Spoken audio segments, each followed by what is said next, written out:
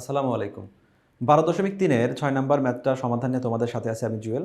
এই ম্যাথটাও আমাদের 3x + y = 6 এবং 5x + 3y = 12 আমাদের লেখচিত্রের সাহায্যে সমাধান করতে হবে।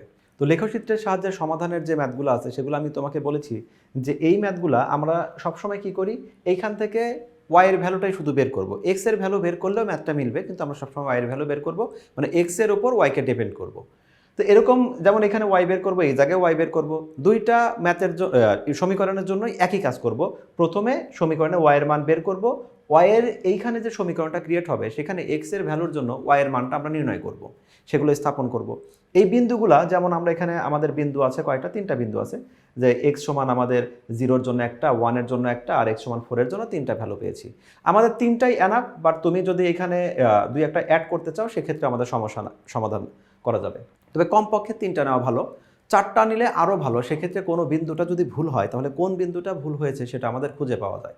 তো আমরা এইরকম একটা চার্ট তৈরি করব। এই চার্ট তৈরি করার আগে আমি তোমাদের সবসময় বলে নিয়েছিলাম যে ধরো এখানে যে চারটা বিন্দু নিয়েছি, এই চারটা বিন্দুটা আমাদের আসলে সমাধান বিন্দু না। আবার আমাদের সমীকরণ 2-এর জন্য যে বিন্দুগুলো নিব সেই বিন্দুগুলোর মধ্যে কোনো সমাধান বিন্দু নেই। সমাধান বিন্দু বলতে কি, এই মানগুলো যেমন বোঝাচ্ছে যে আমাদের x এর জন্য 0 হলে y এর জন্য 6 হয়, এই কথাটা সমীকরণ 1-এর জন্য সত্য। 1-এর জন্য 3 হয়, এই কথা সমীকরণ 1-এর জন্য সত্য। এইখানে যে মানগুলো নিয়েছি এগুলো সবগুলোই হলো x এর মানের জন্য y কে সিদ্ধ করে শুধুমাত্র সমীকরণ 1-কে। 2-কে সিদ্ধ করে নাকি করে না সেটা আমরা জানি না। আবার একইভাবে 2-এর জন্য যে মানগুলো বের করবে সেটা শুধু 2-কে সিদ্ধ করবে, 1-কে সিদ্ধ করবে কিনা জানি না, অর্থাৎ 1-এর জন্য মানগুলো সত্য কিনা সেটা জানি না। সমাধান বিন্দু হলো এমন একটা মান বের হবে যেটা আমাদের এই সমীকরণের জন্য সত্য, দ্বিতীয় সমীকরণের জন্য সত্য, সেটাকে প্রথমে বের করে নিব। তোমরা শুরুতেই এই ম্যাথটা শুরু করার আগেই তোমরা যেটা করবে, ক্যালকুলেটরে এই তোমাদের যার যে ফাংশনের ক্যালকুলেটর থাকে, তো তুমি যেটাতেই যে এটাই থাকুক, মডেলটাই থাকুক, প্রত্যেকটা মডেলে তুমি প্রেস করতে করতে একসময় ইকুয়েশন ফরম্যাটটা পাবে। আপডেট মডেলগুলোতে ওইগুলো আছে, লোগোটা আলাদা হলেও ইকুয়েশনটা সব জায়গায় আছে। তো ইকুয়েশনের জন্য এখানে 1 প্রেস করবে, আর তোমাদের যাদের সরাসরি অন্য ফরম্যাটে আসে ওইখানে যে অনেক ফাংশনে যেমন দেওয়া আছে কে প্রেস করতে হয়, যেটা প্রেস করতে বলে সেটা প্রেস করবে। আমরা যে সমীকরণটা বের করব এটা হলো দুই চলক বিশিষ্ট সমীকরণ এক্স এবং ওয়াই। তাহলে আমাদের দুই চলক এখানে আননোন দেওয়া আছে, তো এখানে আমাদের ভ্যারিয়েবল হলো 2কে প্রেস করলাম। তাহলে এখানে প্রথমে দেখাচ্ছে a1 মানে কত। তো a1 মানে কত, এখানে 3। আমাদের a বলতে কি বোঝায়, যে তোমাদেরকে আগেও বলানো হয়েছে এই চ্যাপ্টারে যে আমাদের এখানে আদর্শ সমীকরণ হলো ax + by + c = 0। তাহলে এ কাকে বোঝানো হচ্ছে, যে এক্স এর সহগকে এ, ওয়াই এর সহগকে বি, এবং যেটা কনস্ট্যান্ট সেটাকে আমরা সি বলি, অবশ্যই সবাইকে এক পাশে চিন্তা করে। তাহলে এখানে এক্স এর সহগ হলো 3, পজিটিভ 3 দিয়ে ইকুয়াল দিলাম, প্রত্যেকবার তোমাকে ইকুয়াল দিতে হবে। ওয়াই এর সহগ কত, +1 দিয়ে আমি ইকুয়াল দিলাম। এখানে কনস্ট্যান্ট কত, 6, কিন্তু 6 তো আমাদের ডান পাশে আছে, আমাকে তো সবাইকে এক পাশে নিয়ে চিন্তা করতে হবে। মানে এই 6টাকে যদি এই পাশে নিয়ে আসি সেটাকে -6 চিন্তা করতে হবে, তাহলে কিন্তু আমি 6 লিখলাম না, আমি -6 লিখলাম, কারণ 6 যখন আমার বাম পাশে চলে আসবে সাইন চেঞ্জ হয়ে যাবে। ইকুয়াল দিয়ে দিলাম। এই তিনটা দেওয়ার পরে তুমি দেখবে যে আবার a2 চলে আসছে, তার মানে আবার তোমাকে সমীকরণ 2-এ শিফট করতে হবে। 2-এ কত আছে, 5, 3 আর -12। প্রথমে 5 দিলাম, তারপরে দিলাম হলো 3, তারপরে দিলাম হলো -12। খেয়াল রেখো আমি কিন্তু -12 দিলাম, 12 দেই নাই, কারণ 12কে আমি এই পাশে চিন্তা করেছি। এখন ইকুয়াল দিলে একটা আসলো -1.5, মানে যদি আমাদের এরকম এখানে যেটা আসছে -1.5, এটাকে আমরা লিখতে পারি হলো 3/2 মাইনাস। আবার যদি আমি y2 বের করি সেটাও আমাদের -1.5 বের হয়েছে, অর্থাৎ দুইটা আমাদের একই ভ্যালু। তো এই টাইপের মানগুলো আমরা সাধারণত মাইনাস আসলে প্লাস দিব, প্লাস আসলে মাইনাস দিব। তো সেই কাজটা এটা তুমি প্রথমে ম্যাথের শুরুতেই তুমি এটা আগেই বের করে রাখো যে আমাদের তাহলে সমাধান বিন্দু কত। এই যে ক্যালকুলেটরে যেটা প্রেস করলাম সেটা এমন একটা ভ্যালু আসলো যেটা সমীকরণ 1-কেও সিদ্ধ করবে, 2-কেও সিদ্ধ করবে, এটা হলো সমাধান বিন্দু। ওইটা রেখে তাহলে এখন আমরা যেটা করব, আমরা ম্যাথটা শুরু করব। এখন এটাই করলাম যে সমীকরণ 1 থেকে জাস্ট y এর ভ্যালুটা বের করলাম। এই যে সমীকরণ আছে এখানে x এর যে কোনো বাস্তব মানের জন্য আমাদের y এর মানটা বের হবে, কিন্তু আমরা কি বললাম, সুবিধা মতো কয়েকটা মান আমরা নিব, সব মান নিব না। সুবিধা আমাদের কি কি, আমাদের দুইটা সুবিধা আছে এখানে। একটা সুবিধা হলো যে এই যে সমাধান বিন্দু যেটা আছে এইটাকে বসিয়ে নিব, এবং এর জন্য কোনো ক্যালকুলেশন করার দরকার নাই, কারণ কি আমি তো ক্যালকুলেটরে চেক করে নিয়েছি যে আমাদের x এর পরিবর্তে 3/2 বসালে y এর পরিবর্তে 3/2 হয়। সমাধান যেটা বের হয়েছে ওইটাই তো রেজাল্ট, এটা চেক করার দরকার নেই, এটা প্রথমে বসিয়ে নিব। তাহলে আমাদের সুবিধাটা কোথায় দেখো, যে আমাদের একটা বিন্দু ক্যালকুলেশন করাই লাগলো না, সরাসরি বলে দিলাম, সেটা এই সমীকরণের বেলায়, আবার দ্বিতীয় যে টেবিল বের করব সেখানেও টাইমটা সেভ হয়ে গেল। দ্বিতীয় হলো এখানে এমন কিছু মান নিব যে মানের জন্য আমাদের সবসময় মানগুলো আমাদের ইন্টিজার নাম্বার হয়, পূর্ণ সংখ্যা হয়। তো এই জায়গায় যেহেতু আমাদের ভগ্নাংশ নাই, তাহলে সবগুলো অটোমেটিক আমাদের পূর্ণ সংখ্যার জন্য পূর্ণ সংখ্যায় বের হবে। আমি দেখলাম যে 0 বসালে আমাদের 6 হয়, 1 বসালে 3 হয়। একটা চেক করি, আমি 6 - 3 ইন্টু 1, আমি এটা চেক করলাম, তাহলে কত আসছে? 6 - 3 মানে 3, এটা লিখলাম। একইভাবে 4 এর জন্য আমাদের -6 আসবে। এই কয়টা হলো আমি বিন্দু পেলাম, যে বিন্দুগুলো আমি এখানে লিখে নিব যে আমি এই বিন্দুগুলো এখানে পেয়েছি। আমি এখানে অ্যাড করে দেই যে আমাদের 3/2, 3/2 এই বিন্দুটা আমরা নিয়ে নিলাম।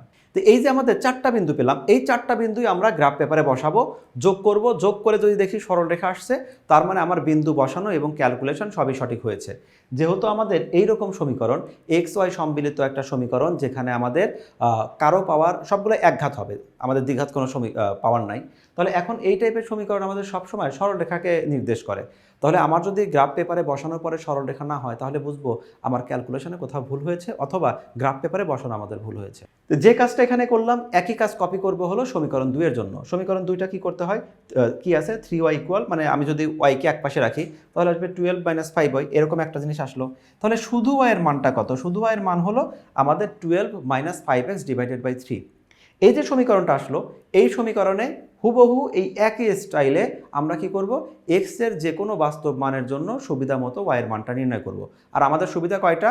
দুইটা সুবিধা। একটা সুবিধা হলো এই যে ভগ্নাংশ যে মানটা এখানে আসছে, অর্থাৎ আমরা যেটা সমাধান বিন্দু ক্যালকুলেটরে পেয়েছিলাম, এটা ভগ্নাংশ হোক বা ভগ্নাংশ না হোক, আমি সবসময় এটা নিবই। এর পাশাপাশি কি করব? তারপরে বাকি মানগুলো ট্রাই করব এমন কিছু মান নেওয়ার জন্য যার জন্য ভগ্নাংশ না আসে।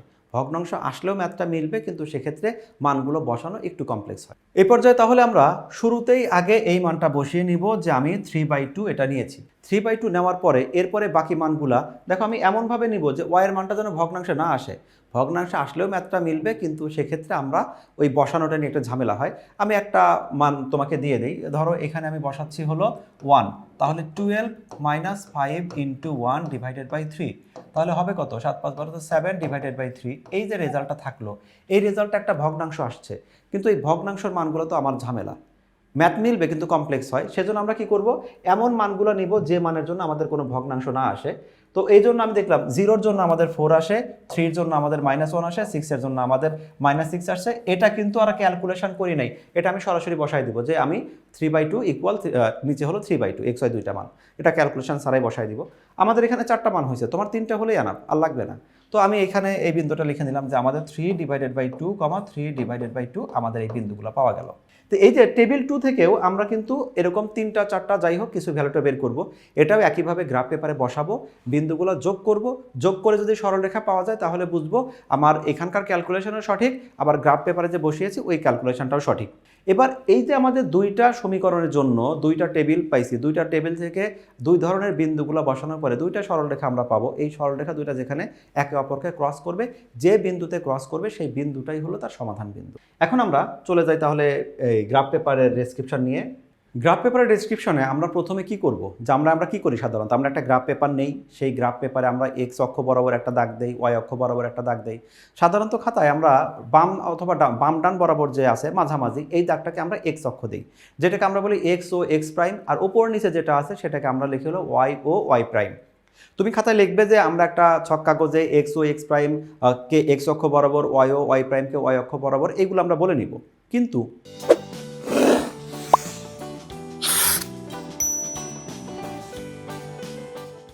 আমরা গ্রাফ পেপারে ও এটা লিখবো না। ও লিখবো না বলতে বোঝাচ্ছি আমাদের এইখানে যে ওটা আছে, এই যে ও আছে, এই ওটা আগেই লিখবো না। কারণ আমাদের কোনো সময় এইখানে আমরা তো শুরুতে বুঝতে পারছি না যে আমাদের এই দুইটা রেখা কোথা দিয়ে যাচ্ছে। এখন ধরো একটা রেখা যদি এইখান থেকে চলে যায়, ওর ওপর দিয়ে যদি চলে যায়, এটা দেখতে খারাপ দেখাবে। তো সেই জন্য ওইটা আবার মোছাও ঝামেলা। আমরা মুখে বলবো যে আমরা এক্স ও এক্স প্রাইম নিয়েছি, বাস্তবে আমরা এক্স আর এক্স প্রাইম লিখবো, ও লিখবো না। ওয়াই ও ওয়াই প্রাইম খাতায় লিখবো, কিন্তু এই গ্রাফ পেপারে ও লিখবো না। এটা লিখবো কি, সব বিন্দুগুলো সে বসানো শেষ, রেখাগুলো যোগ করা শেষ, ফাইনালি আমরা এখানে ওটা লিখে দিব। তাহলে আবার এখানে যে বিন্দুগুলো আছে সেই বিন্দুগুলোর দিকে তাকাচ্ছি, তাকায় দেখতে পাচ্ছি যে আমাদের যে বিন্দুগুলো আছে সেই বিন্দুগুলো খুব বেশি বড় বড় বিন্দু না, ছোট ছোট বিন্দু। তো এখন এই বিন্দুগুলো যদি আমি বসাই যে 0 4 1 3, সবগুলো দেখা যাচ্ছে অ্যারাউন্ড আমার এই যে এইটুকের মধ্যে শেষ হয়ে যাচ্ছে।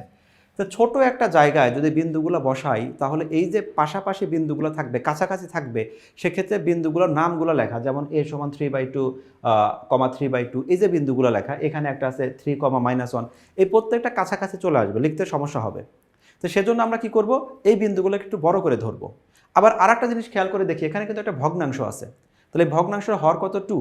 তাহলে আমি যদি একটা কাজ করি, যদি 1 বর্গঘর সমান 1 একক ধরি, তাহলে আমার এই 3/2 যেটা 1.5 আমাকে ভগ্নাংশে ঘরগুলো কাউন্ট করতে হবে।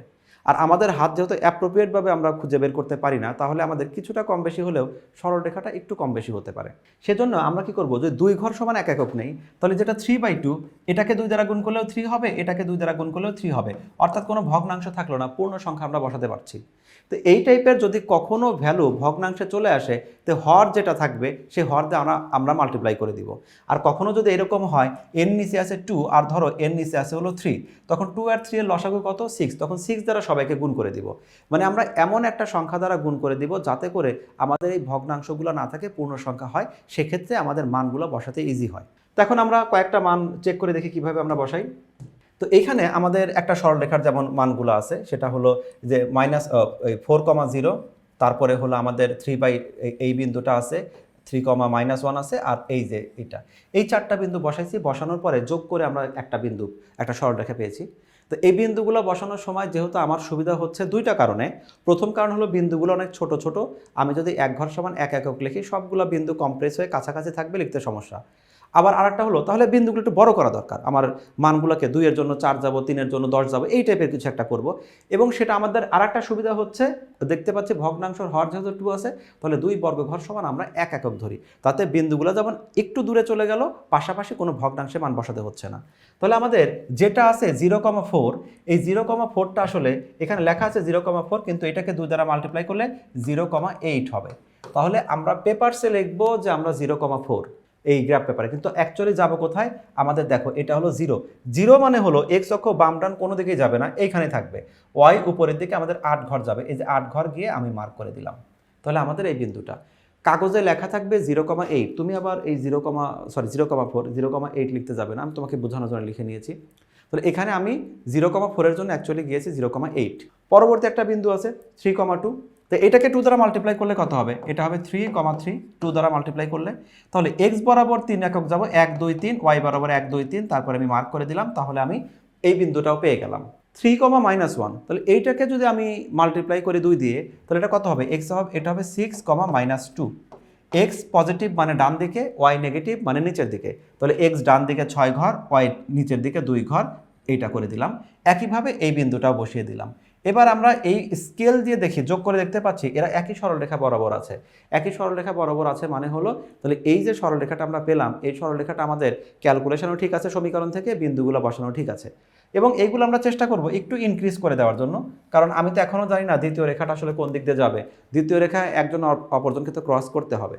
এই যে আমরা যে রেখাটা পাচ্ছি, এটা হলো কি আমাদের 5x + 3y = 12, এই যে সমীকরণটা ছিল, এই সমীকরণের থেকে আমরা একটা টেবিল তৈরি করেছিলাম, যেখানে এক্স আর ওয়াইয়ের ভ্যালুগুলো বের করেছি, তারপরে বিন্দুগুলো বসিয়েছি। তার মানে এটা হলো তার গাণিতিক রূপ, আর এটা হলো তার গ্রাফ পেপারে তার একটা ফিজিক্যাল একটা চেহারা আমরা দিয়ে রাখলাম, বাহ্যিক একটা রূপ দেখাই দিলাম।